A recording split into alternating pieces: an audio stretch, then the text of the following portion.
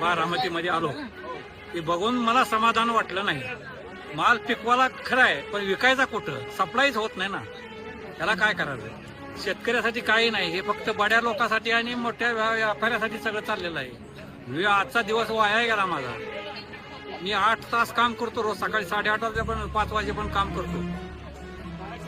मला बघून समाधान नाही वाटलं. हे काय केमिकलचं खत औषध वापरून शेतकऱ्याला, सगळ्या शहरातल्या खेडेगावच्या माणसाला रोग व्हायला लागलेत उलट. त्याचा काही उपयोग नाही याचा. सगळा नुसतं उत्पन्न 10 वाढलं, पण शरीराला शेतकऱ्याला काही त्याचा उपयोग नाही. जुनं दूध नाही, जुनं कटलं धान, अन्न पाणी नाही, भाजीपाला नाही, नुसतं उकांड्यात टाकलेलं सगळं आहे ते बोगस. टाकायचं, दिवस काढायचं, लवकर मरून जायचं, ह्याच्यापेक्षा दुसरं काही नाही.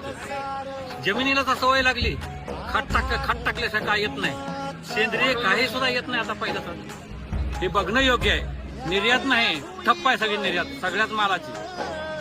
आणि नुसतं तुम्ही उत्पन्न वाढवा, झाडे लावा, झाडे जगवा. तुम्हाला मग 7वा 8वा आयोग चालतंय, आम्हाला गरीबाला काहीच नाही. काय बघून